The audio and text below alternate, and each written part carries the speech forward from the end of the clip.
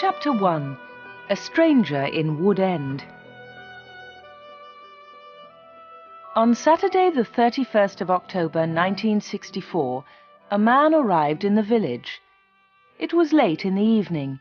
He was looking for somewhere to stay the night. He knocked at a door, and a woman opened it. "Good evening, madam," the man said. "I'm sorry it's so late, but can you help me, please? Is there a hotel in this village? I want to stay here tonight." The woman laughed. "A hotel? Here in Wood End? No, sir, I'm afraid there isn't." "What a pity," said the man. "I'm a stranger here, and I want to see your village tomorrow." The stranger was very polite. He was tall and had dark hair, and he had strange green eyes. "Perhaps Mrs. Harrison can help you," the woman said. "She has a room. Perhaps you can stay with her. Wait a minute, I'll get my coat and I'll take you there." The woman took the stranger to Mrs. Harrison's house.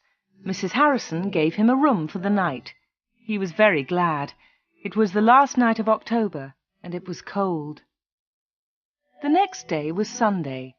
The man looked round the village. He was very interested in the history of the village. He met some of the villagers and asked them their names. But he did not visit the church. That was unusual. The church in Wood End was the most beautiful building in the village. But the stranger was not interested in it. He did not go to church that night with all the villagers. It was the first Sunday evening of November. When the villagers came out of the church, the man had gone. They had all liked him. The ladies had thought he was very good-looking. A few weeks later he came back. It was the first Sunday in December. The villagers were coming out of church. It was cold and dark. "Hello," he said. "I'm back again. It's nice to see you all once more." His next words surprised everyone. "Perhaps you can help me," he said. "I'm looking for a house. I want to buy a house here." "Here?" someone said. "But why here? There's no work in Wood End for a young man. All the young people leave the village. They find work in Lydney, the nearest town." "I'll get a job somewhere," the stranger said. "Perhaps in Lydney." Then one of the villagers told him about old Mr. Smith's house. Mr. Smith had died in the summer. His house was empty. It was for sale. The house was on the corner of Main Street and Church Lane. "I'll ask about the house tomorrow," said the young man. "Perhaps I'll be lucky. Goodbye. I'll see you soon." The villagers watched him leave. They all saw his car. It was very big and luxurious. He looked rich.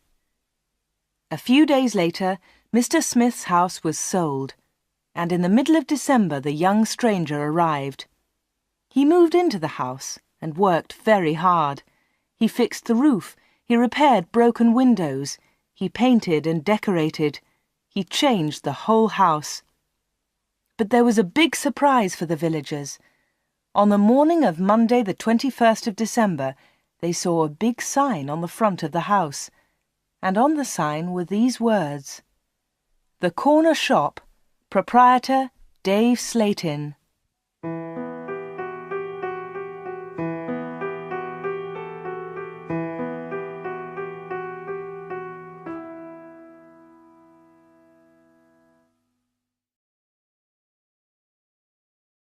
Chapter 2. The Village Meeting. The villagers could not believe it. A shop in Wood End. Everybody talked about it. There was once a shop in Wood End, but it had closed 20 years ago. Some people wanted the shop, but others did not. The villagers met in the evening in the village hall. Everybody was there. Everybody was interested in the new shop. "The corner shop is a good idea," someone said. "We need a village shop. We won't need to go to Lydney." Then Mrs. Harrison spoke. She liked the stranger, Dave Slatin. "I agree," she said. "A village shop is a good idea. It's too quiet here. Wood End needs a shop." "Nonsense," said Miss Brown. She was the village schoolteacher. "Lydney is not far away. There are lots of shops there." Soon everybody was shouting. Then Mr. Hart spoke. He was a very big man with a loud voice. "Listen, everybody," he shouted. "We've never had trouble in this village before. We've always been quiet and happy. Now this shop is causing trouble." "Let Mr. Slayton speak," someone said. "It's his shop. Let him speak." "Ladies and gentlemen," said Dave Slayton, "I don't want to cause any trouble. I'm still a stranger in your village. But I want to be one of you. I want to be your friend. I like the people of Wood End." He smiled, and a few people clapped. They liked him. "The corner shop will sell lots of things," he went on. "It will sell food and things for the house. Everything will be cheap, I promise." Everybody was listening carefully. "And I have another idea," he continued. "I'll sell village products." "What do you mean by village products?" asked Miss Brown. "I'll tell you, Miss Brown," he said. "I know that you make beautiful bread and cakes." Miss Brown smiled. Yes, she did make bread and cakes. Everyone knew that. "And you, Mr. Hart, I've seen your flowers.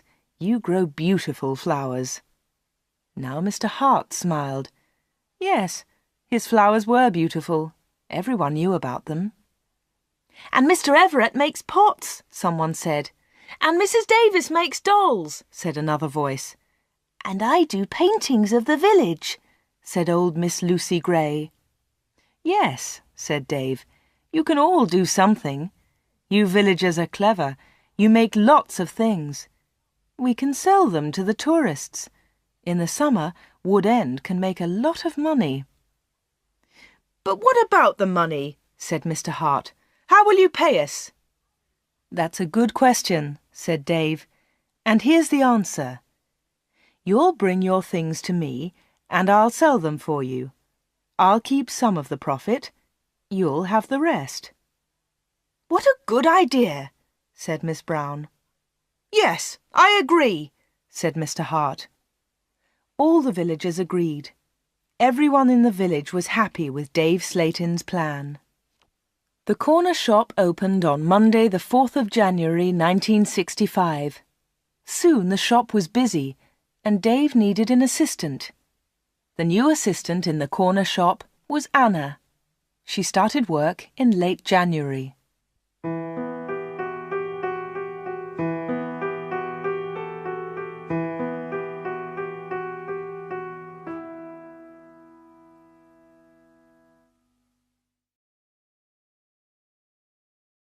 Chapter 3.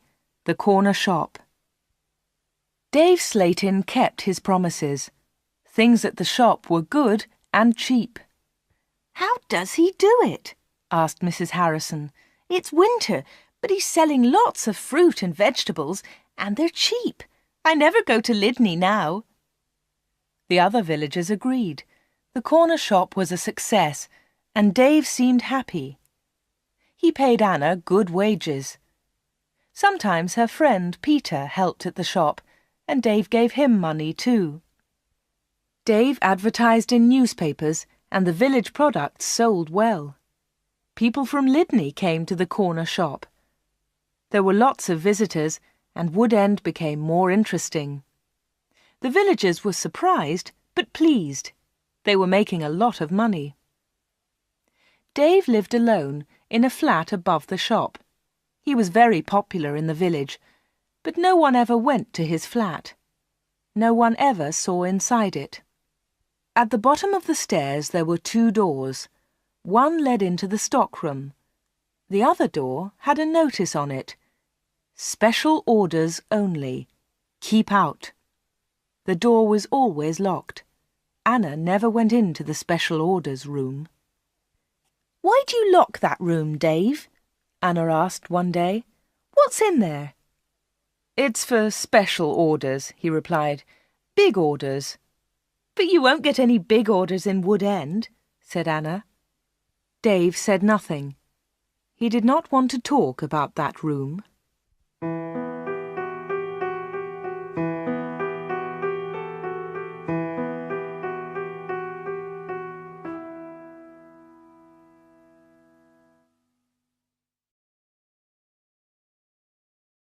Chapter 4.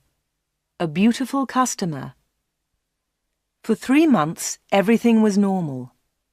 Then, one day in April, an unusual customer came into the shop. The new customer was a very beautiful woman. She was wearing expensive clothes and arrived in a large car. "Is this the corner shop?" the woman asked. She looked round and seemed a little surprised. "Yes," replied Anna. "This is the corner shop. It's the only shop in the village." "I'm looking for Mr. Slayton, the owner of the shop," said the woman. "I think he's upstairs," said Anna. "I'll go and get him. Does he know your name?" "Yes, I think so," was the reply. "Tell him—" The woman stopped. "Tell him Miss Gordon is here, Miss Greta Gordon." Anna was amazed. "Are you Greta Gordon, the film star?" "Yes, that's right." The woman smiled, but she was nervous. "Wait a minute," said Anna. "I'll tell Mr. Slayton that you're here." Anna ran to the bottom of the stairs and called, "Dave! Dave! There's someone to see you." "Who is it?" asked Dave from upstairs. "Miss Greta Gordon," shouted Anna. "It's Greta Gordon, the film star." "I'm coming," he said, and he came down immediately. "I'm pleased to meet you, Miss Gordon," he said. "Good morning," said Greta Gordon. She and Dave shook hands. She had beautiful hands, and she was wearing beautiful diamond rings. Anna had never seen so many diamonds before. Miss Gordon looked round. "Is this where you work, Mr. Slayton?" she asked. Once again she seemed nervous. "Yes," said Dave. "It's a small place, but it's big enough for me. Please follow me, Miss Gordon." Anna was surprised. Dave and Greta Gordon did not know each other. He did not call her Greta, and she did not call him Dave. He seemed to be in a hurry, and she seemed to be frightened. Anna watched them. Dave and Greta Gordon went to the back of the shop and into the special orders room. Greta Gordon was a special order customer. Anna thought that was very strange. She wanted to tell someone about Greta Gordon. Anna loved films. She wanted to tell Peter about the film star, but she had to stay in the shop. 10 minutes later, Greta Gordon came out of the special orders room. Dave went straight upstairs, and Greta Gordon came to the front of the shop. The film star looked terrible. She was pale. She was crying. Her eyes were red with tears. "What's wrong?" asked Anna. "Can I help you, Miss Gordon?" "No, thanks. I'm all right," said Greta Gordon. "Do you want to sit down?" said Anna. She got a chair, and the film star sat down. "Shall I get the doctor?" said Anna. "No, no," said Greta. "Please tell no one about my visit here. Please tell no one." Anna was disappointed. She wanted to tell everyone about Greta Gordon. She wanted to tell everyone about her famous customer. "I want to give you something," said Greta Gordon. "Here's a photograph of me. I'll sign it." She signed the photograph and gave it to Anna. "Please keep this," said Greta, "and please keep our secret. Please don't tell anyone." "All right," said Anna. "I promise." The film star kissed Anna. She held Anna's hands. What a beautiful woman, thought Anna, and what beautiful hands. Then Anna noticed something. The diamond rings were gone.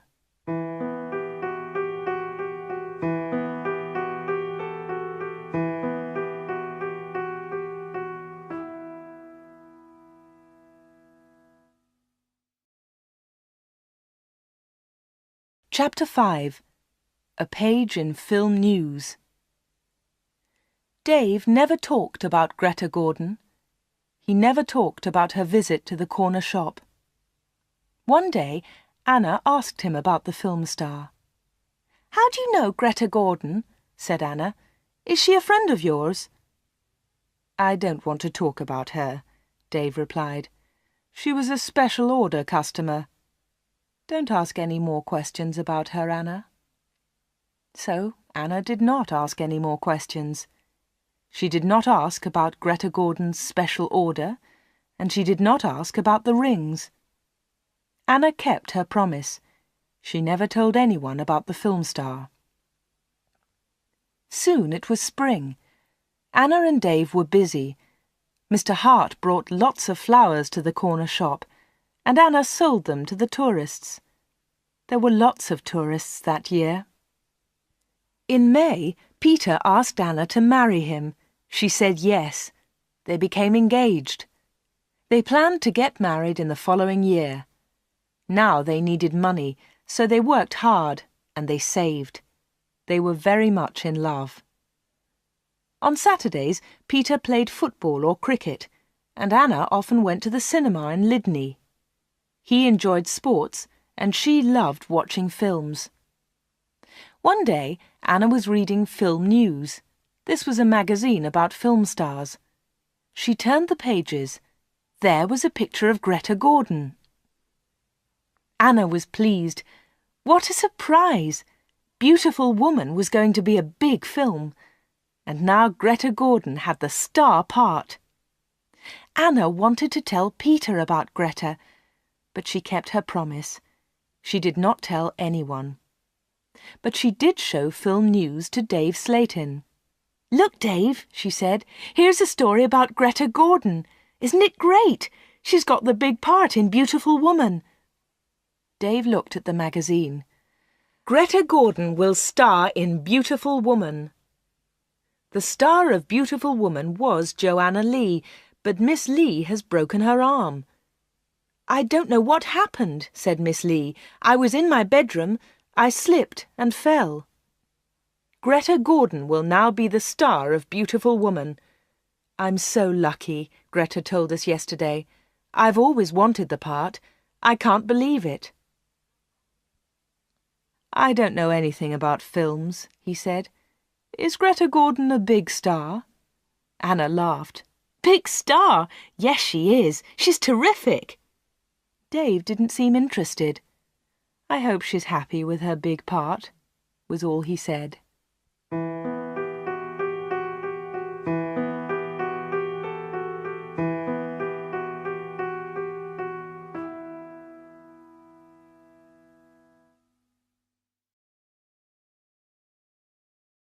Chapter 6.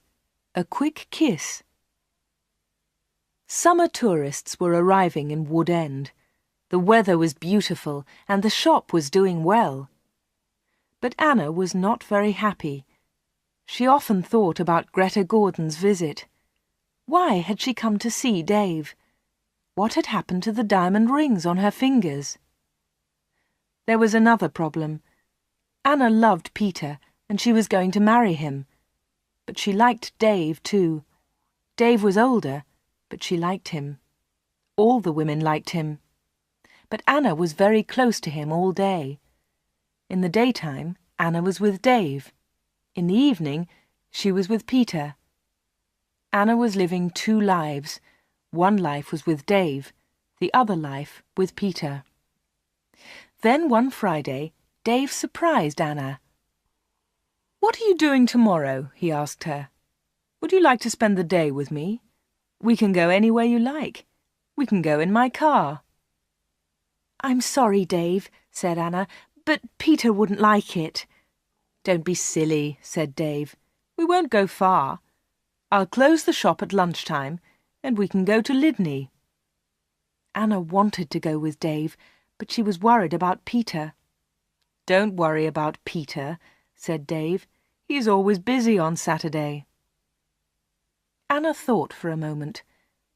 "All right," she said. "You take me to the best cinema and to the best restaurant. Then I'll come with you."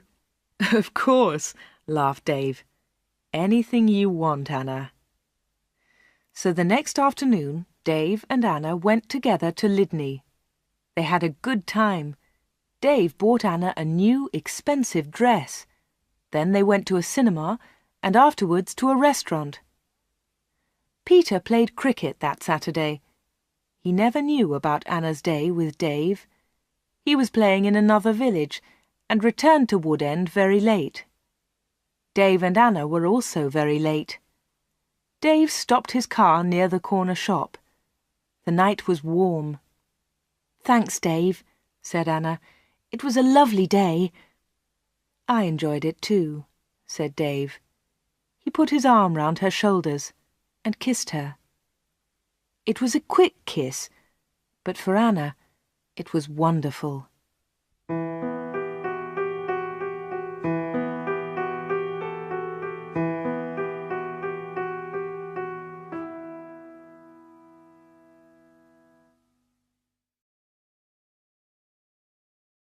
Chapter 7. Another Special Order. The summer passed. The corner shop was always busy. Sometimes Dave opened the shop on Sundays too. Anna earned a lot of money. Everyone thought that she was happy. But life was difficult for her. She liked Dave. He was her boss, and he was older than her. But Peter was her fiancé, and he was about the same age. Dave was quite rich, but Peter had no money. Dave bought Anna clothes, and he took her out. Peter did not buy her clothes and never took her anywhere. He was more interested in football. Anna did not like football. Now it was September. Peter played football every Saturday. One Saturday there was a big football match on television. Mr. Hart had the biggest television in the village, and he invited some people to his house. He invited Peter and Anna. On Friday, the day before the match, Anna was working in the shop all day. At 5 o'clock, she locked the shop door. 2 minutes later, the bell rang, and Anna went to the door. There was a young man outside. He was carrying a small case. "Hello," she said. "Can I help you?" "I hope so," said the young man. "I want to see Mr. Slayton." "I'm afraid that the shop is closed now," said Anna. "We're open tomorrow morning." "But I've got an appointment," said the young man. Then Dave spoke behind Anna. She hadn't seen him. "Yes, I've been waiting for you," said Dave. "You're late." "I'm very sorry, Mr. Slayton," said the young man. "Never mind," said Dave rudely. His rudeness surprised Anna. The young man seemed afraid. "But can you see me now?" he asked. "Yes," said Dave. "Come in." Dave turned to Anna. "Anna, it's after 5 o'clock. You can go home now." "I won't be long," said Anna. Dave was angry. "Hurry up and go home," he said. But Anna wanted to stay. She wanted to know about the young man. The young man followed Dave to the back of the shop and into the special orders room. Another special order, another special customer. Anna waited. But soon it was 5:30. Anna put her coat on and left the shop. She closed the door very loudly. Then she went round the corner and waited. Soon there was a noise. The young man was leaving the shop. Anna could not see him, but she could hear him. He was speaking to Dave. "Are you sure?" said the young man. "What do you mean?" asked Dave. "Is this the only way?" said the young man. "Yes, it is," said Dave. "Don't worry, everything will be all right. Goodbye." Anna heard the shop door close. She came round the corner and saw the young man. He was walking quickly to his car.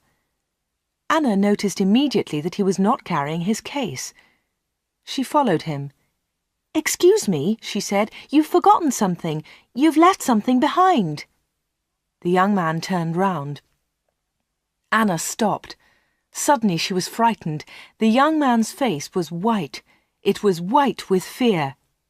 "Please go away," said the young man. "Leave me alone. I want to go home. Leave me alone." He got into his car and drove off. Anna stood in the street and watched him. She was thinking,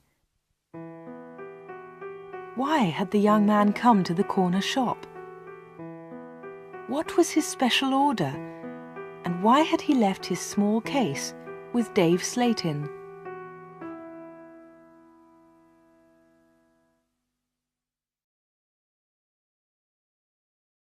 Chapter 8. The Football Match. The next day was the day of the big football match. Mr. Hart had invited about 10 people. Anna did not watch the game. She was helping Mrs. Hart in the kitchen. They were making tea. It was a good game, and everyone was enjoying it. At half-time, Peter went into the kitchen. "Why don't you come and watch the match, Anna?" he said. "It's really good. Come on." Anna laughed. "No, thanks," she said. "I'm helping Mrs. Hart. Look, here's the tea. Can you take it in to the others?" "OK," said Peter. "It's a terrific match. Mike Bailey scored a great goal." Peter took the tea into the sitting room, and the second half of the match started. The second half was very exciting. Mike Bailey scored another goal after 20 minutes. The score was 2-0. Then the other side scored 2 quick goals. It was 2-2. There were only 5 minutes of the match left. "Come on!" shouted Peter. "Come on, Mike, let's have another goal!" In the last seconds of the match, Mike Bailey scored the winner. It was his 3rd goal of the match. But something was wrong. The other team's goalkeeper was injured. Bailey had been very near the goalkeeper, and he had kicked the ball very hard. The ball had hit the goalkeeper's neck. Mrs. Hart and Anna came in from the kitchen. "What's happened?" said Anna. "What's wrong?" "It's Brian Thomas, the goalkeeper," said Peter. "He's injured." It was serious. The goalkeeper had broken his neck. Later they all watched the news on TV.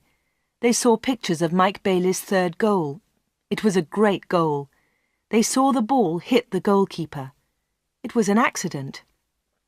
The TV announcer said, "And now over to our sports studio for an interview with Mike Bailey." They all watched the interview. The TV showed a picture of Mike Bailey and the interviewer. "Mike," said the interviewer, 3 goals in 1 match. How do you feel about that?" But Mike Bailey said nothing. He could not speak. He tried to speak, but he could not. It was terrible. The interviewer tried another question. "Let me ask you about the 3rd goal, Mike. It was a great goal, but how do you feel about the injury to Brian Thomas?" It was a silly question. The injured goalkeeper would never play football again. Mike Bailey said nothing. He looked very ill. When the interview ended, Mr. Hart turned off the TV. No one noticed that Anna had left the room. Mike Bailey had looked frightened. Anna was frightened too. Mike Bailey and Anna had met before, the day before, at the corner shop.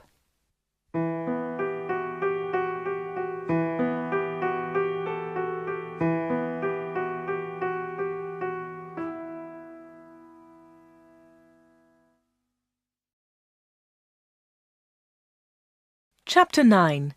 A Secret Weekend. Anna did not know what to do. She was only 17, but sometimes she felt much older. She wanted to ask Dave about Mike Bailey and Greta Gordon. She wanted to know about special orders. She decided to wait. One day, Dave and Anna were alone in the shop. "How's Peter?" asked Dave. "He's fine, thanks," said Anna. Dave smiled. "Is he still playing football?" "Of course he is," said Anna. Dave laughed. "You don't see him very much, do you, Anna?" "I see him 3 or 4 times a week," said Anna. "What about weekends?" Dave asked. Anna replied quickly, "I don't see him much at weekends. He plays football then." "When are you getting married?" asked Dave. "I don't know," she replied. "We haven't decided yet. Perhaps next year." "That's a long time." Dave smiled at Anna. Anna felt afraid. She also felt excited. She didn't know why. "Sometimes you're bored, Anna, aren't you?" said Dave. He looked into her eyes. "Yes," said Anna, "that's true." "Why don't you come away with me for a weekend?" said Dave. "We can go to London." A weekend in London! Anna had only been to London once for a day. Anna was excited, but she was also afraid. "I don't know," she said. "I must think of Peter." "Oh, forget him," said Dave. "He'll never know. Come with me and we'll go to the best shops. We'll go to the best cinema. Will you come with me?" Anna said nothing. Suddenly she had an idea. She looked at Dave. "Perhaps I'll come with you," she said. "Good," said Dave. "That's great." "But first," said Anna, "I want to ask you something." "What do you want to know?" he said quietly. "I want to know about your special orders." "Very clever," said Dave. "You're a village girl, but you're very clever, Anna." "Village girls aren't stupid," said Anna. "Now tell me about your special orders, then I'll come to London with you." Dave was angry. "One question. You can ask me one question," he said. Quickly, Anna asked, "Why do people come to you? Why—" "One question! Only one!" shouted Dave. "All right," said Anna, "but don't shout. Tell me, why do people come to see you?" Dave thought about his answer. He spoke quietly. "They come for help," he said. "They need help, and I sell help to them. That's all." Anna didn't understand. "What sort of help?" she asked. "One question!" shouted Dave. "I've answered your question." Anna said no more. She and Dave had made an agreement. Anna had asked her question. Dave had answered it. Dave had invited Anna to London for the weekend, and Anna went with him.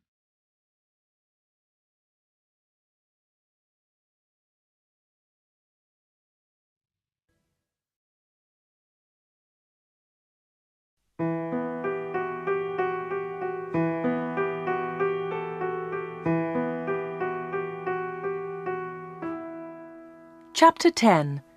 A Quarrel. Anna enjoyed the weekend. They arrived in London late on Friday evening and stayed at a big hotel. On Saturday they went shopping, and in the evening they went to a cinema. On Sunday they went to a park. They came back to Wood End on Sunday evening. It was the last Sunday in September. On Monday, Anna went to the shop. It was not so busy now. Summer was over. Most of the customers were villagers. It was a cold autumn. On Monday evening, Peter came to see Anna. "Hello," said Anna. "Did you win on Saturday?" "No," said Peter. "We didn't win, and I didn't play." Anna was surprised. "You didn't play? Why not? What was wrong?" "I didn't feel very well on Saturday morning. I stayed in Wood End. I was in the village all weekend." Anna's face was red.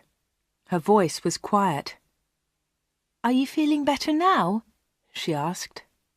"No," said Peter, "and you know why." Anna tried to look surprised. "Me?" she said. "Oh, Anna," said Peter, "you know what's wrong. It's you and Dave Slatin." "What do you mean, me and Dave Slatin?" said Anna quickly. "You went away with him on Friday evening. Someone saw you in Dave's car." Anna tried to explain. "Oh, it's nothing," she said. "Dave and I went—" "Shut up," said Peter. "I don't want to know, Anna. Don't talk about it." "But Peter," said Anna. Peter didn't listen. I know he's got a lot of money. He can take you to places. He's from a big city. I'm a poor village boy, Anna. But you must choose. You must choose between Dave and me. You can't have both of us." "I know that, Peter," said Anna, "and I don't want both of you. But listen, Peter, I want to tell you about Dave. There's something very strange about him." "Dave, Dave, Dave," Peter shouted. "You talk about him all the time. I don't want to hear his name again." Peter turned round and walked out of the room. He left Anna's house. Now Anna was alone. She was very unhappy. She wanted to talk to Peter. She wanted to tell him about Dave. She wanted to tell him about Greta Gordon and about Mike Bailey. But Peter had left her.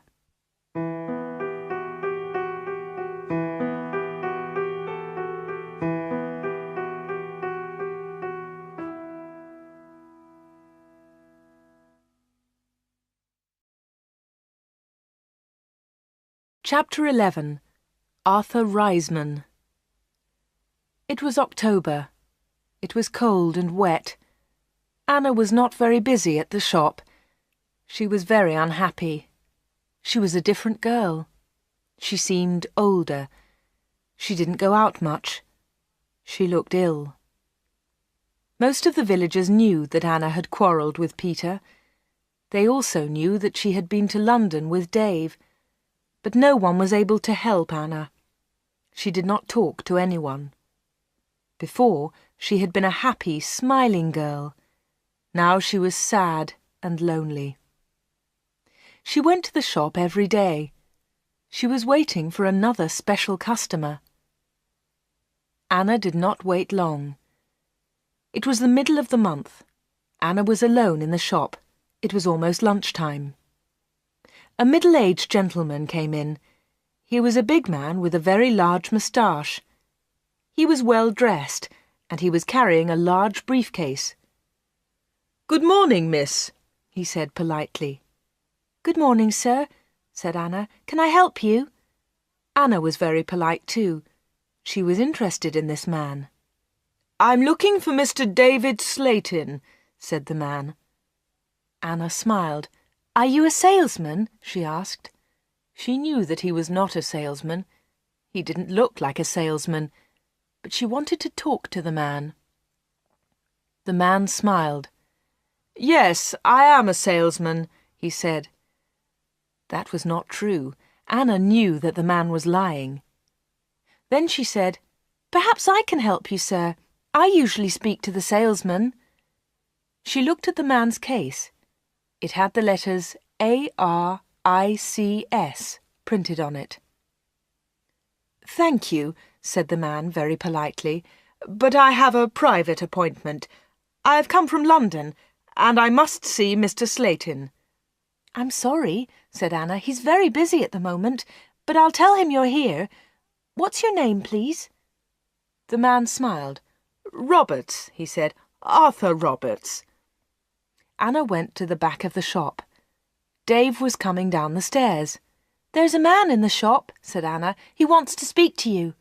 "Thanks," said Dave, and he went to the front of the shop. "Good morning, Mr. Reisman," said Dave. "I'm pleased to meet you." Anna listened. Reisman! The man's name was Reisman, not Roberts. What a liar! The man did not look at Anna. "I'm pleased to meet you, Mr. Slayton," the man said. "Please come with me," said Dave. Mr. Reisman followed Dave. They went into the special orders room. A minute later, Dave came out. He came to the front of the shop. "It's lunchtime, Anna," he said. "You can go home now." "Thanks, Dave," said Anna. "I'm going in a few moments." Dave went back to the special orders room. Anna did not leave the shop. She waited. Anna wrote down the letters A-R-I-C-S. She understood A-R, Arthur Reisman, but she did not understand I-C-S. At 1:30, Anna heard noises. Mr. Reisman was leaving. Dave was talking. "Thank you, Mr. Reisman," said Dave. "And thank you," said Mr. Reisman. "You have helped me a lot." "Good," said Dave. "Goodbye, Mr. Reisman. My assistant isn't in the shop, but you can open the door. Goodbye." Dave went upstairs, and Mr. Reisman came into the front of the shop. Anna was sitting quietly in a corner. "Oh," said Mr. Reisman, "I thought you'd gone home." "No," she said. "I decided to have lunch in the shop today." Anna and Mr. Reisman looked at each other. They didn't like each other. There was silence. Anna spoke first. "Would you like to buy some bread, Mr. Roberts?" she said. "Reisman, my name is Reisman," said the man. Anna smiled. "I'm so sorry," she said. "Would you like to buy some homemade bread, Mr. Reisman?" "It looks delicious," said Mr. Reisman. He was very polite again. "Yes, I'll take some, please. My wife will love it." "Here you are," said Anna. She put the bread in a bag. Then she said, "You can put it in your briefcase." "My briefcase?" said Mr. Reisman. "I haven't got a briefcase." "I think you've forgotten it," she said. "I'll go and get it for you." Anna moved towards the back of the shop. Mr. Reisman stepped in front of her. He held her wrists. He was very strong. "Listen to me," he said. "I don't want that briefcase. Leave it there." "All right," said Anna. "Please let me go. You're hurting me." Mr. Reisman let go of Anna and turned towards the door. He left the shop hurriedly. He hadn't taken his bread with him. Anna watched Mr. Reisman leave. Her hands were still hurting 5 minutes later.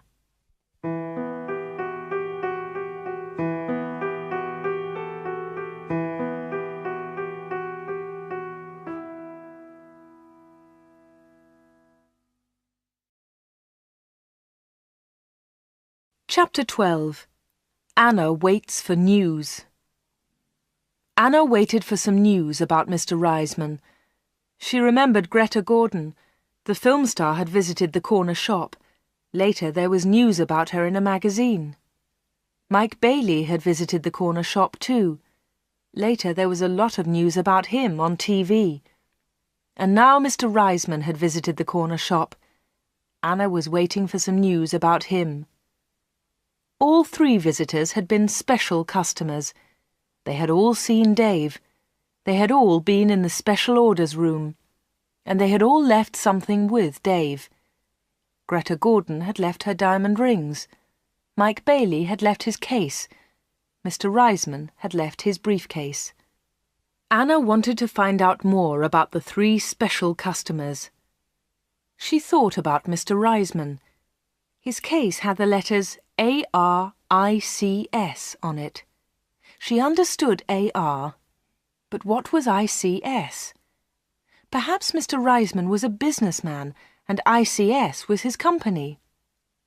Anna looked in the newspapers, but she didn't find anything about ICS. She read the magazines. She listened to the radio. She watched TV. But there was nothing about ICS. Anna heard nothing. She saw nothing.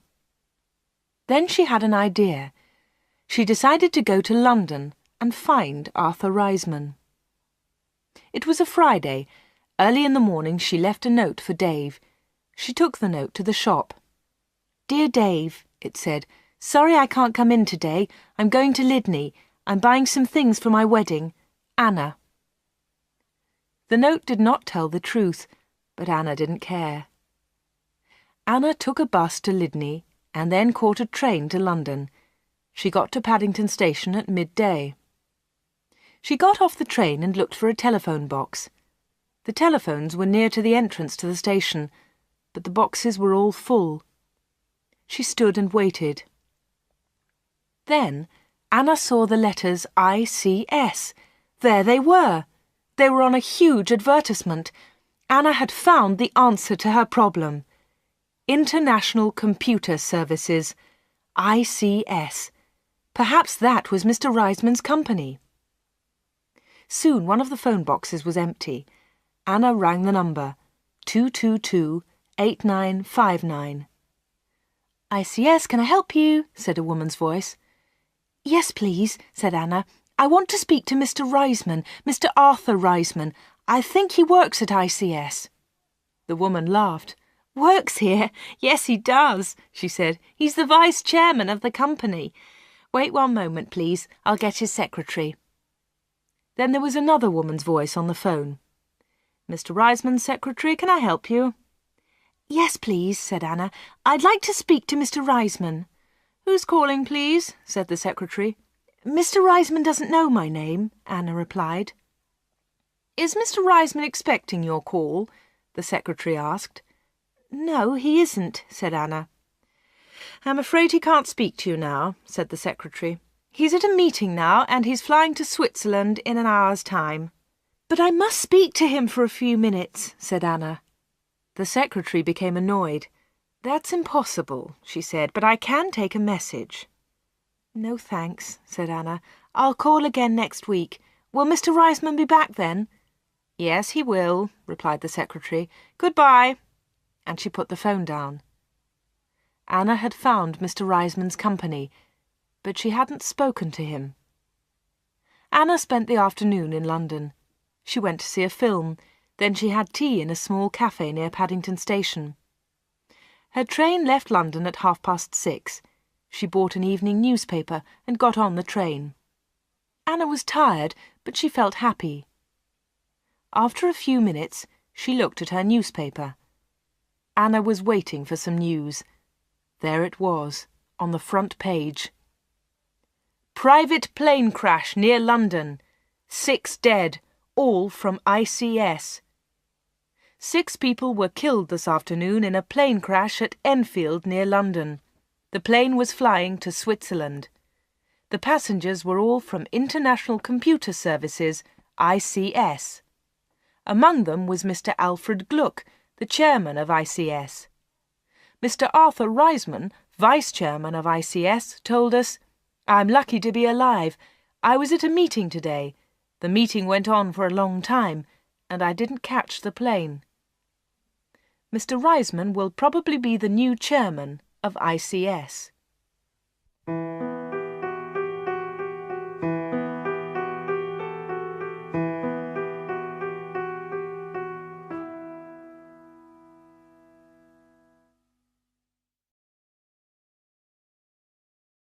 Chapter 13. The Special Orders Room. Anna got home about 10 o'clock. She turned on the radio and listened to the news. The chairman of ICS was dead, and Mr. Reisman was the new chairman. Anna didn't sleep that night. She was thinking about Dave Slayton and the special orders. What were they? What was Dave Slayton doing in that room? On Saturday morning she went to the shop. Dave said nothing to her. He was angry because Anna had not worked on Friday. He didn't ask about her day off, and Anna didn't tell him about it. At 11 o'clock, Dave left the shop. He got in his car and drove off. Anna was alone. This was her chance. She went to the back of the shop and turned the handle of the locked door. But the special orders room was not locked. Dave had forgotten to lock it. Anna opened the door and went into the room. It was a small room, dark and hot. Anna turned on the light, but it was not a very strong light. She looked round the room. There was a small table, 2 old chairs, and a lot of boxes. That was all. Special orders? There were no order books, no papers, no pencils. Anna walked round the table. It was difficult because there were a lot of boxes on the floor. Anna opened one of the boxes and looked inside. She found some old magazines and newspapers. Underneath, there were some dirty old clothes. But underneath the clothes, she discovered some money. Lots of money. British money, French money, American, German. There was money from all over the world. Anna was amazed. She had never seen so much money before. She looked round again and found Mike Bailey's case. It was empty. Then she found Arthur Reisman's briefcase. That was empty too. Then Anna looked into a bigger box. Inside it were some dolls with broken arms and legs. One of the dolls was very beautiful, but it had a broken arm.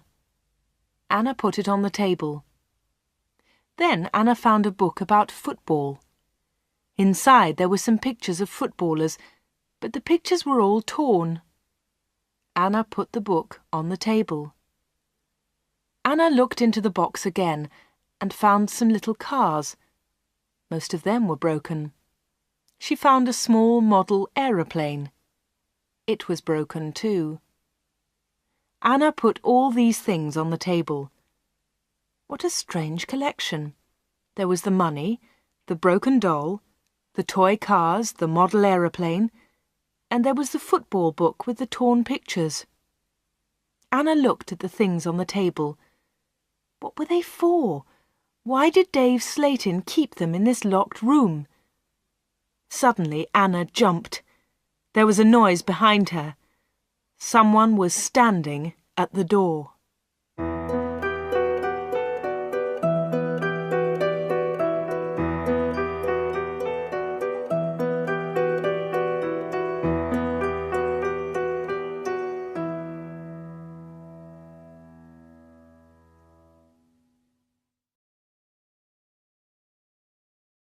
Chapter 14. The Special Customers. "What about the diamond rings?" said a voice. It was Dave Slayton. He was laughing. "I left the door open for you," he said. "I wanted you to go into this room this morning." Anna was frightened, but she tried not to show her fear. "You haven't found the diamonds," Dave said again. Anna remembered Greta Gordon's diamond rings.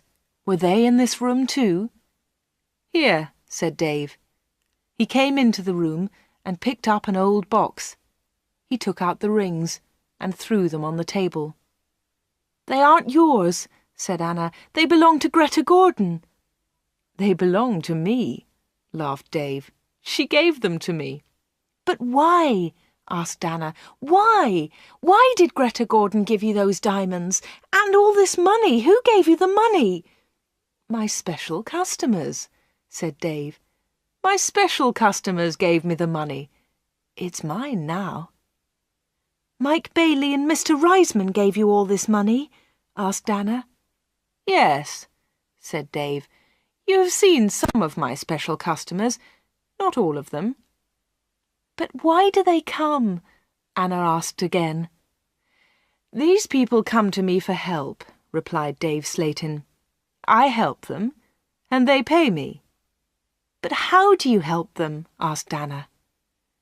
Dave Slayton picked up the beautiful doll with the broken arm. "Do you remember Joanna Lee?" he asked Anna. Anna thought for a moment. "Joanna Lee?" she said. "Yes, of course I remember her. She's the actress who broke her arm. Greta Gordon got her part." "That's right," said Dave Slayton. "This doll is Joanna Lee." Anna felt more afraid. What kind of man was Dave Slayton? Dave Slayton pointed to a torn photograph in the football book. "Who's that, Anna?" he asked. Anna remembered the face. She had seen it on TV. "Brian Thomas," she replied. "He's a goalkeeper." "He was a goalkeeper," said Dave Slayton. Anna was terribly frightened now. Dave Slayton was an evil man. Dave Slayton moved close to Anna. He picked up the broken aeroplane. "And what do you think this is?" he asked Anna. Anna knew the answer, but she was too afraid to speak.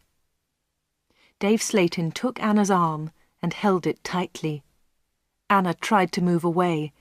Dave Slayton laughed and held Anna more tightly. "Listen, Anna," he said quietly. "I want you. I need you. Marry me, Anna. Don't marry Peter. Marry me." "No, no," she cried. "Let me go! Let me go!" "But Anna, you still don't understand," said Dave Slatin. "I have strange powers. I can give you everything you want." He looked into Anna's eyes. "And my children will have these powers too," he continued. "I will give you money and diamonds, and you, Anna, you will give me children." Anna was terrified now. She kicked Dave Slatin very hard, and he let go of her hand.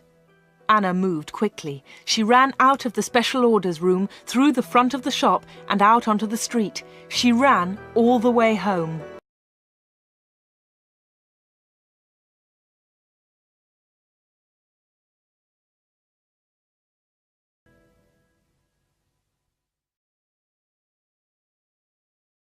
Chapter 15. The 31st of October. When Anna got home, she felt terrible and went to bed. In the evening, Peter came to see her, but Anna was ill in bed.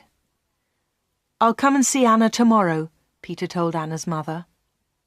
Again, Anna did not sleep all night. The next day, Sunday the 31st of October, was a terrible day for Wood End. Anna stayed in bed. She had a fever, and her mother phoned the doctor. The doctor came immediately. "Anna's very ill," said the doctor to Anna's mother. "I'm worried. I don't know what's wrong with her. I'll come back again tonight." That afternoon, Peter came to Anna's house.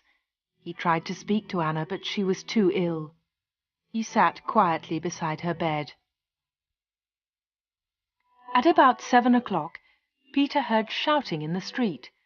He went to the window and looked outside. People were running and shouting, "Fire! Fire! Fire! There's a fire at the corner shop!" Peter ran out of Anna's house and into the street. There was a big fire on the corner. The shop was in flames. Nobody could see Dave Slatin. "His car's here," said Mr. Hart. "Dave must be inside." Then the villagers saw him. He was standing at an upstairs window. "Jump, Dave!" they shouted. "Jump! Save yourself!" But Dave did not move. He was standing at the window, and he was laughing. Some of the women in the street started screaming. Mr. Hart tried to run into the shop, but the others pulled him back. Flames were leaping up from the shop. The flames reached Dave Slatin. The villagers saw that he was still laughing. That was the last time they saw him. The flames hid him completely. No one was able to save him, and no one ever saw him again.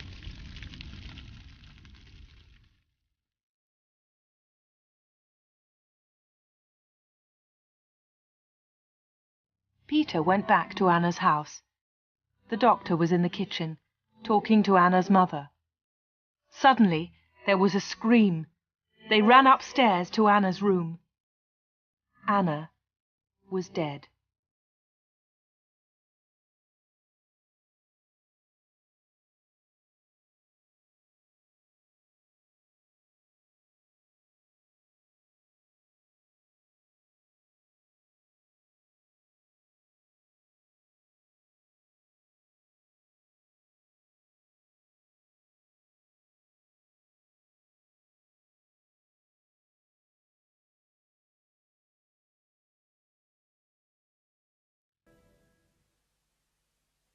The Stranger was read by Rebecca Front, and the recording produced by James Richardson at Studio AVP, London.